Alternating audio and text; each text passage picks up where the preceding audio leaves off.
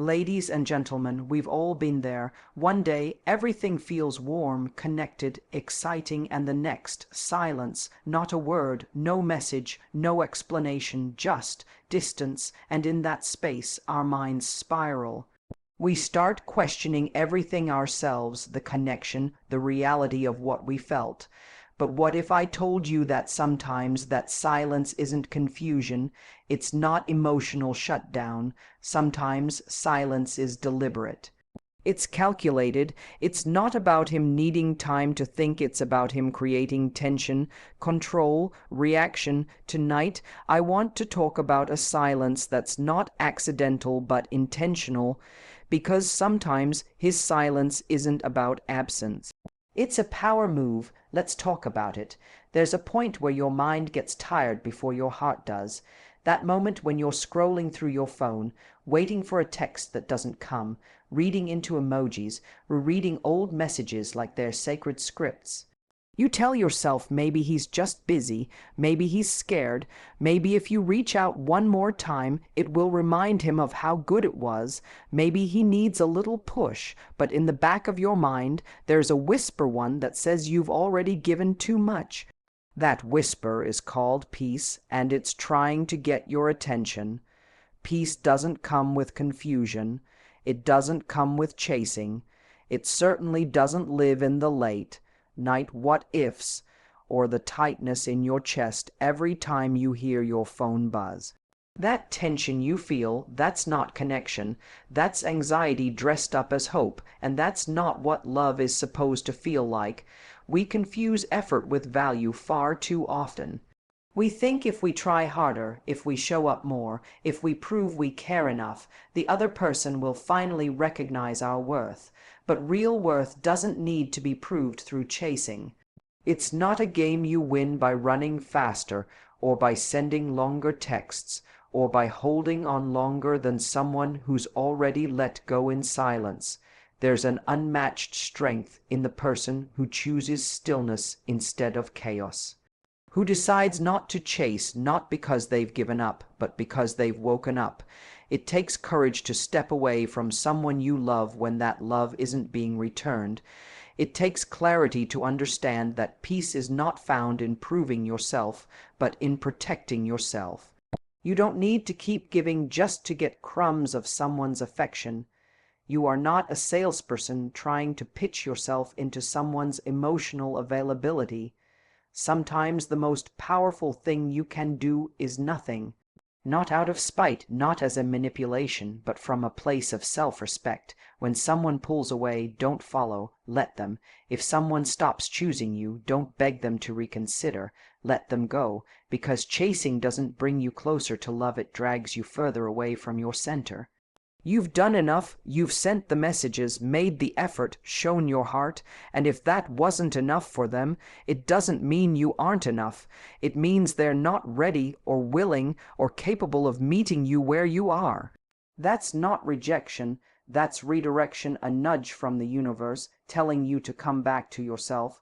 Peace doesn't scream for attention, it doesn't demand answers, it simply says, you deserve better than this confusion.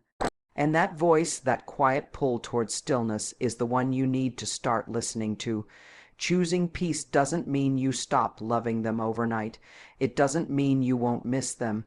It doesn't mean you won't think about them when your favorite song plays or when you walk past the coffee shop where you had your first conversation. But it does mean you won't abandon yourself to hold on to someone who won't hold you back. Sometimes love looks like holding on, but more often real love love looks like letting go, not because you're weak, not because you've lost, but because you've finally realized your worth isn't something someone else gets to validate. It's something you claim quietly, calmly, and consistently. You won't find peace in the maybe. You won't find it in the games, or the waiting, or the chasing. You'll find it in your own space, in the quiet mornings when you don't check your phone first, in the moments you remember how to breathe without wondering what he's thinking, in the joy of rediscovering parts of yourself that you buried under trying to be enough for someone else. Peace isn't passive. It's active, it's a choice, a brave, often painful, but freeing choice to stop fighting for someone who's not fighting for you. It's the decision to come home not to them, but to yourself. There comes a moment in every relationship or almost relationship where you find yourself wondering if you're asking for too much. You start softening your tone, shrinking your needs, walking on eggshells just to avoid pushing him away.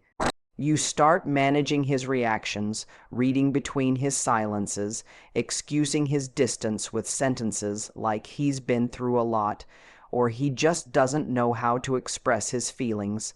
But the truth is, you are not responsible for teaching someone how to treat you like you matter. That's not your burden, it never was. Emotional immaturity isn't yours to carry, and it definitely isn't yours to fix. If he's pulling away every time the conversation gets real, if he jokes his way out of accountability, if he disappears when you need stability, that's not your fault. And it's not your job to guide him into being the person you know he could be. Hope is beautiful, but when hope turns into hard labor and you become more therapist than partner, more patient than loved, that's not a relationship. It's an emotional project. You are not his mother, you are not his counselor, you are not his mirror to show him where he needs to grow. You are a whole, feeling, evolving human being who deserves emotional presence, not just physical proximity.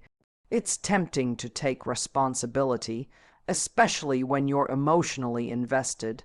You think maybe if you said things differently, he would have listened. Maybe if you didn't cry, he wouldn't have shut down. Maybe if you had just stayed calm, he would have stayed present. But emotional maturity isn't about someone else's calmness making you comfortable. It's about showing up even when it's uncomfortable. When someone lacks emotional maturity, they'll make you feel like you're the problem for having needs. They'll label your boundaries as too much, your vulnerability as dramatic, your expectations as pressure. And slowly, without realizing it, you begin to believe them. You internalize their avoidance as your failure. Their silence becomes your shame. Their inability to commit starts to look like your unworthiness. But that's not the truth. That's just the fog they leave behind when they exit responsibility and hand you the emotional bill. When someone isn't capable of handling emotional intimacy, they'll run from accountability, from conflict, from truth, not because you scared them, but because they were never equipped to stay. They were never taught or never chose to develop the tools that emotional connection requires: communication, vulnerability, honesty, and follow through. And no matter how kind, loving, patient, or understanding you are, you cannot force someone to grow if they are committed to remaining the same. Growth is a choice. Maturity is a choice. And someone who refuses to make that choice will always shift the weight of their avoidance onto the person who loves them the most. You can't teach someone emotional presence by losing yours. You can't prove you're lovable by enduring their inability to love properly. You can't fix his broken communication by breaking yourself into smaller pieces. Your worth is not dependent on someone else's readiness, and your love should not be punished by someone's lack of emotional depth. The hardest part is letting go of the version of him that you saw glimpses of, the one who could be mature, the one who sometimes opens up, the one who gives you just enough to stay hopeful, but never enough to feel secure. But potential means nothing if it's never chosen. You cannot build a healthy relationship on someone's potential. You can only build it on their present. And if their present is full of excuses, disappearances, passive aggression, shutdowns, or emotional laziness, then that's the truth you have to honor, not the fantasy you created to fill in the gaps. You didn't fail because he wasn't ready. You didn't fall short because he couldn't meet you emotionally. That is his work to do. His silence, his avoidance, his mood swings, his defensiveness, all of that is his unfinished business. And it's not your job to clean up after someone who doesn't want to grow up. You are allowed to want more. You are allowed to step away from inconsistency. You are allowed to choose peace over potential. You are allowed to stop explaining your heart to someone who keeps pretending not to hear it. And no matter how deeply you love someone, that love will never be enough to raise their emotional intelligence. They have to want to grow. They have to want to do better. Until then, let them learn without you and reclaim the space where your peace belongs. It's easy to believe that when someone disappears, they've stopped caring, that the silence means it's over, the distance means disinterest, and their absence means you've somehow been forgotten.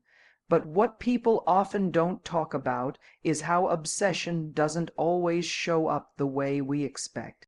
It's not always constant texting, dramatic confessions, or desperate calls. Sometimes obsession looks like distance, stillness, a quiet, controlled withdrawal that says nothing and yet feels like everything. Because obsession isn't always loud, it can be subtle, calculating, hidden behind an appearance of indifference. Someone who's emotionally overwhelmed may retreat instead of reach out. They may feel so deeply that it scares them, and instead of expressing it, they try to suppress it.